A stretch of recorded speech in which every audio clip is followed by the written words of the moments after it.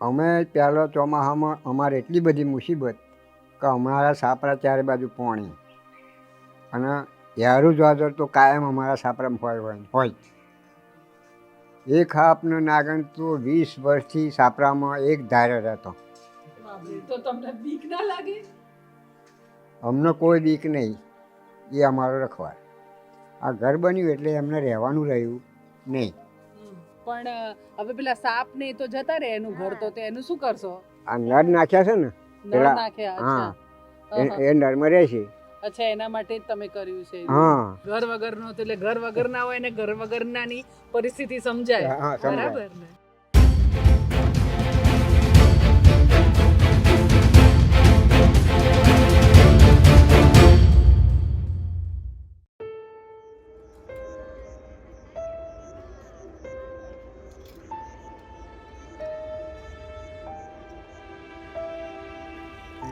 શંભુ તમને બધાને યાદ હશે, લગભગ નવરાત્રિ પહેલાં શંભુના ત્યાં આવવાનું થયેલું. બહુ જ નાનકડો છોકરો ખેડાના ગુતાલ ગામમાં રહે છે અને સતત બીમાર રહે એટલે સ્કૂલમાં એની ગેરહાજરી ઘણી બધી રહે, હાઈસ્કૂલમાં. અને એના હાઈસ્કૂલના જે એના શિક્ષક પારસભાઈ, એમણે શંભુના ઘેર આવ્યા કે આટલી બધી ગેરહાજરી કેમ છે. અને પછી ખબર પડી કે શંભુના શરીરમાં પ્રોટીન ઘટી જાય એટલે શંભુને એ બહુ જ બીમાર પડે ને એને તત્કાલ અમદાવાદની કિડની હોસ્પિટલમાં લઈ જવું પડે. એના દાદા એને લઈને દોડે ને એની આખી સારવાર થાય. પેશાબ બંધ થઈ જાય તારે દર મહિને ને કોક દાડો એવું થાય, તાવ બાવ આવી જાય તારે. પછી શું કરવું પડે? પછી સિવિલમાં જવું પડે. ત્યાં પછી દાખલ કરે તમે? દાખલ કરે અને બોટલ ચડાવે. એક બે દી રહેવાનું? કેટલા દિન? અઠવાડિયું. અઠવાડિયું ત્યાં રહે? હા. દાદા ત્યાં તારી સાથે? દાદા અને દાદી સાથે. શંભુ બહુ જ નાનો હતો ત્યારે, આમ તો 2 મહિનાનો, ત્યારે એના પિતા ગુજરી ગયા અને પછી 2 વર્ષમાં એની મા પણ ગુજરી ગઈ. દાદા દાદીના હાથે શંભુ મોટો થયો. આ શંભુની જ સાયકલ છે, એને સ્કૂલમાંથી મળેલી. અને એ શંભુનું ઘર એની પાસે નહોતું એટલે પારસભાઈ સાથે જ્યારે અમે અહીંયા આવ્યા તો બેઝિકલી બા દાદાને રાશન આપી શકીએ, એમને ટેકો રહે એ માટે થઈને, પણ ઘરની પરિસ્થિતિ જોઈને થયું કે ઘર પણ કરવામાં મદદરૂપ થવું જોઈએ. અને પછી અમે શંભુનું ઘર થવામાં મદદ કરી અને આજે શંભુનું ઘર હવે થઈ ગયું છે. તો બસ એ તમને બતાવવું છે કે કેવું ઘર થયું. એમ પેલું પાછું છાપરું આગળ વધાર્યું, એવું કર્યું અને પેલું ખોલી દીધું આખું જે કર્યું હતું એ. બહુ સરસ. આ શંભુ છે જેનું ઘર કર્યું અને આ એના દાદા ને દાદી છે જેને શંભુને મોટો કર્યો. શંભુ 9માં ભણે ને અત્યારે, 10માં આવી ગયો. શંભુ સરસ ચા બનાવીને પીવડાવી હતી અમે આવ્યા ત્યારે, એકદમ મજાની. ઘર બનાવ્યા પછી મને આનંદ થયો, સારું લાગ્યું. પહેલાં વહરાત પડતો તો બેનામાં પડી રહેવું પડતું હતું. અત્યારે ઘર બની ગયું છે. હવે કોઈ તકલીફ નથી? ના. બહુ ઇમોશનલી જોડાયેલા છે આની સાથે બધા જેમણે મદદ કરી છે ને એ લોકોએ. શંભુ, તને ખબર નથી ક્યાંથી કોઈ મદદ કરી છે? હે, તને તું ક્યાં બેઠો તો ને ક્યાં કુદરતે આવડો મોટો મલક શું કામનો, બદલે બીજી સી રીતે. ઊંચું ભણેલા તો ઓફિસમાં બેસે, છાપા ચોટાડે ભીતે. ઉપરવાળી બેગ બેઠી માલામાર, આજનું ખાનું આપા આજે, કાલની વાત કાલ. કાચું સાપરું હતું અને વરા અને કાગળ નાખીને અમે રહેતા. અને ચોમાસામાં પાણી પડતું, વરસાદ ગાજર તો છોકરાને લઈને બેસી રહેતા. અને એક બાજુ હાપે બેસી રહે હોય ને એક બાજુ અમે બેસી રહ્યા. બેસવા ઉઠવાની જગ્યા ના મળે, એ ખાટલા નાખીને બેસીએ તો જ બેહાય. તો રસોઈ કરવાનું કોઈ વખતે એ થઈ રહેતું? અમુક વખત પડી રહે. બરાબર, ના થઈ શકે એવું. હા, ના થાય. પાણી ભરાઈ જાય. તો એક બાજુ પાણી પડતું દેવતા લાગે નહીં. અત્યારે તો અમારે ઉપરવાળાની આ બેનની અને દરવેશ સાહેબની મહેરબાનીથી અમારું ઘર થયું અને અત્યારે શાંતિથી દિવસ જાય એવું અમારું ગુજરાન ચાલશે. મસ્ત ઓટલો કર્યો છે તમે આરામથી બહાર ખાટલા બટલા ઢાળીને. ઉનાળામાં શાંતિ ઓટલા ઉપર બેસી રહેવાય. બરાબર છે. અત્યારે તો ઝાકર બહુ પડે ને એટલે બહાર તો ઊંઘાય જ નહીં. બરાબર છે. બીમારી જ થઈ જવાય. બાકી ચોમાસામાં વરસાદ પડતો હોય તો અમારે બેસી રહેવાનું, છોકરાને સાચવી સુવાનું નહીં. ઉપરથી પડતું હોય પાણી હા, પાણી પડતું હોય ને વરસાદ ગાજતો હોય, વીજળીઓ કાચકા કરતી હોય તો બેસી જ રહેવાનું જો સુધી વરસાદ બંધ ના થાય તો સુધી. આમ ગામમાં તમે પ્રયત્ન કરતા હતા કે ઘર થાય કોઈ મદદ કરે દાદા એવું? ગામમાં કોઈ અમને મદદ કરે નહીં, 5 રૂપિયા ના હાલે. આપણે જાત મહેનત કરીએ અને મહેનતના પૈસા હોય તે એમાંય પણ કાપી લે, આવું કરે. આ શંભુ કેવડો હતો એના પપ્પાને? 1.5 વર્ષનો. 1.5 વર્ષનો એમ. અને પછી તમે એને મોટો, એને તકલીફ શું થઈ જાય? તમારે ભાગવું કેમ પડે હોસ્પિટલમાં? પોટીન શરીર ફૂલી જતું હતું બધું. બરાબર. એ કે કેટલો 1.5 વર્ષનો હતો ત્યારથી આ ત્યારથી જ એ તકલીફ. બરાબર છે. પેશાબ બિલકુલ બંધ થઈ જાય, આખો આવી રીતે ઓળખાય નહીં. અચ્છા. જ્યારે પહેલાં અમદાવાદ લઈ ગયો તો 42 કિલો વજન હતું. અચ્છા.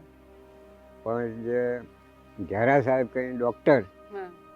એમણે તપાસ કરી અને તૈયારી અહીં પગની તકલીફમાં કરી પોટીન ચડાવી અને એને 21 કિલોનો બનાવ્યો. ઓહ, બરાબર છે. તો ત્યારથી દર મહિને જવું પડે આપણે? 3 મહિના પહેલું રહેવું પડે ને પછી દર મહિને જવું તો આ પડે. છાપરામાંથી કદાચ શંભુની બીમારી ના હોત તો પાકું ઘર થઈ ગયું હોત? હા, ડબલ થયું હોત. 2 માળનું. ઘર થયું હોત. હા હા. અમારે એવી રીતે તો આમ એવું- પરિસ્થિતિ આ એટલે કેટલા વર્ષો આવડો મોટો કરે તો સુધીને અને ચાલુ દવા. બિલકુલ. તો આમ એવું દાદા તરીકે તમારા આમ જ્યારે તમારો દીકરો ગયો હા. ત્યારે આ ઉછેરવાનું શંભુના આવ્યું એમ એ વખત તો આમ એટલે આમ થાય ને કે તકલીફ કરતા એ થાય કે આ આપણી ચાકરીની વાત આવે એ હા. સમય તમારે શંભુની ઉછેરવાનું આખું માં બનીને કરવું પડે એ પ્રકારે હા, હા. તમારે કરવું પડ્યું એમ એ રહ્યું. બરાબર. મા બાપ નહીં એટલે આપણે જ ગણવાના ને. બિલકુલ બરાબર છે. 9 લાખ રૂપિયા ગયા ચેડે, ઓ બાપરે. 1 વીઘું પર ગીરો મેળ દીધું. ઓહો. જમીન. જમીન ગીરો મેળ દીધી. અચ્છા. એની પાછળ એમ. એ કેટલો 18 વર્ષનો થશે પછી નહીં જરૂર પડે? ના. પછી એનું ગોઠવાઈ જશે. હા હા સરસ સરસ એમ. તો હવે ઘર થઈ ગયું, આમ એક શાંતિ થઈ ગઈ. હા. અને આ તમે કલ્પ્યું હતું કે થશે એવું? ના, સપનામાં ખ્યાલ નહીં. બરાબર. પણ આપણને પારસભાઈએ ભેગા કરી દીધા. પારસભાઈ ભેગા કરી દીધા. પારસભાઈ જબરા શિક્ષક છે, એકદમ સરસ એમ. અને અને શંભુ માટે જ બહુ લાગણી એમને. બરાબર છે. શું કે દર મહિને અમારે જવાનું થાય ને તો અમે મળ્યા ના હોય તો 500 રૂપિયા ભાડા પેટે મોકલતા. બરાબર છે. શંભુ શું ફીલ કરે તો એણે કીધું, પણ ઘર એટલે શું એમ? એટલે ઘર તો ઘરની ખબર તો એને જ પડે કે જેની પાસે ઘર ન હોય. હું હમણાં જ વિદ્યાર્થીઓને શીખવાડતો હતો અને શંભુનું ઘર બન્યું ને એટલે એને પૂછ્યું કે ઘર બન્યા પછી શું લાગે છે, તો સાહેબ મને કાંઈ નથી કહેવું એમ. એટલે એ નિશબ્દ હતો. એટલે જ્યારે શબ્દો ન હોય ને ત્યારે સાચી લાગણી એમ આપણે સમજતા હોઈએ છે કે લાગણીઓના શબ્દો ન હોય. બરાબર. એટલે એવું અત્યારે મને પણ થઈ રહ્યું છે કે એક સમયે જ્યારે આપણે આ શંભુના છાપરે આયા ને વાત થઈ અને અત્યારે આજે આ ઘર બનેલું આપણે જોઈએ છીએ તો એક આનંદ થાય છે. હું વચ્ચે ક્યારેય નથી આવ્યો અહીં કે કેવું બન્યું કેવું, કેમ કે ક્યારેક આપણને પણ એમ થાય કે આપણે અહીંયા આવીએ અને આપણામાં કદાચ એ અભિમાન આવે કે આમાં આપણે નિમિત્ત બનેલા, તો એ લાગણી આપણે જોઈતી નથી. એટલે પણ બહુ આનંદ થયો આજે શંભુનું જોઈને. પણ પારસભાઈ નિમિત્તનો આનંદ તો રાખો એમ. હા, એ મને એમ રાખો. થાય કે આ બધામાં તમે હું આપણે બધા નિમિત્ત છે. જ્યારે હું શંભુના ઘરે આવેલી અને એ વખતે જે ઘર હતું આમ મને એમ થાય કે છાપરામાં ચાલુ વરસાદમાં આવવાનું થયેલું અને એકદમ અંધાર્યું હતું એ આખું ઘર. અને જોઈને હા એકદમ જોઈને જીવ બળે એના જેવું. એટલે એમાં એમની બકરીઓ હતી, એ હતા. એમણે કીધું કે સાપ પણ અંદર સાથે રહેતા હતા. એટલે આમ દાદા બહુ સેવાભાવી છે. એમને એક સોપારીનો હવન કરીને તમે અંદર ઘરમાં પ્રવેશ કર્યો એવું કર્યું ને? હા, પેલું ઘર પ્રસિદ્ધ કહે ને. હા, ગૃહ પ્રવેશ કર્યો એ હા, રીતના. હા. અને એમણે કીધું કે એમને થોડું જતું રહેવાય પ્રવેશમાં, એટલે એમણે નિશાળના નાના નાના છોકરાઓને જમાડેલા એ દિવસે હા. સરસ રીતના. 9 કમર કાકડીનું હવન કર્યું. પુણે વાળો મને હા, શું કર્યું એ કહો તમે. ઘરમાં કાલ ગૃહ પ્રવેશ કર્યો તે ઘર પ્રવેશ તો કર્યો જ નહીં હજુ. હવન કરાયું પણ તમે આવ્યા વગર અમે પ્રવેશ કરવાના નહીં. આ બાળ મંદિરના છોકરાને જમાડ્યો અને છોકરાને રાજી કર્યો. ભલે નથી ઓછું છે આપણે પણ દિલ તો ભર્યું છે આપણી કન નહીં, પણ અહીં આગળ પાપ નહીં. શંભુનું ઘર કરવા માટે યુકેથી નીલમબેન છે, વિરલભાઈ શાહ છે એ સાઉદીમાં રહે છે, વિક્રમભાઈ શાહ છે, એ સિવાય અન્ય સ્વજનો છે જેમણે નાની મોટી મદદ કરી અને એના કારણે શંભુનું આ સરસ મજાનું એક નાનું રૂમ થયું છે, ટોયલેટ કર્યું છે અને બહાર પરસાળ ઘણી મોટી કરી છે. લોકો આરામથી બેસી શકે, એમનું કામ નાનું મોટું કરવું છે તો એ કરી શકે એ પ્રકારનું. આવા ઘણા પ્રિયજનો છે જેની પાસે પોતાનું ઘર નથી અને ઘર એ બહુ મોટો આશરો છે. એમ એવું કહે છે કે પંખીઓને પણ પોતાના માળા હોય, એમ તો માણસનું પોતાનું સરસ ઘર થાય તો સમણું હોય વ્યક્તિઓનું. અને દાદા બહુ મહેનતુ છે, એમણે ક્યારેય કોઈ પાસે માંગ્યું નથી એમ. કોઈ પાસે બરાબર. આમ રવિશંકર મહારાજને યાદ કરવા પડે, બારૈયા સમાજમાંથી છે એટલે હું તો જ્યારે પહેલી વાર મળી ત્યારે મને પાટણવાડિયાની એ વાતો બધી યાદ આવેલી એ વખતે. પણ અને હું ઘરેથી એમના ત્યાંથી અમે નીકળી રહ્યા હતા એટલે એમણે સૂકી રાયણ તમે મને આપી હતી. તો મેં કીધું આ રાયણ કેમ તમે મને આપી? તો એમણે કીધું કે હું દાન ધર્મ શું કરી શકું, મારી પાસે એટલું બધું નથી એમ. એટલે આ રાયણ ખેતરોમાંથી પાડી લાવીને એની સુકવણી કરું અને પછી નિહાળીએ, એટલે છોકરાઓ જે નિશાળમાં ભણે છે એમની વચ્ચે જઈને વહેંચી આવું એમ. એટલે આ આપવાની એમની વૃત્તિ હતી.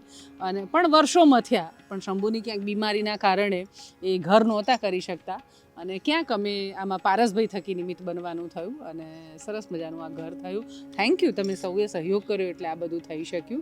પણ આવા અનેક સ્વજનો છે જેને ઘરની જરૂર છે, તમે સૌ સાથે આવશો, મદદ કરશો તો બહુ મોટું કંઈ કરવાની જરૂર નથી. એક નાનકડો રૂમ અને એ થોડુંક એ આરામથી રહી શકે એટલું જો આપણે કરીને આપી શકીએ તો એ ઘણું છે. શંભુ કાલ મોટો થશે અને એના પિતા જે છે ગેરેજ ચલાવતા ને, પેલું સાયકલ રિપેર કરવાનું, તો તે દાદા એ કરે છે, અમે એમાં પણ એમને મદદ કરી. શંભુની પણ ઈચ્છા એ છે કે એને એ કરવું છે એટલે એમાં પણ એને જ્યાં લાગશે ત્યાં મદદ કરીશું એમ. પણ તમે મદદ કરી એ માટે ખૂબ ખૂબ આભારી છું. Thank you.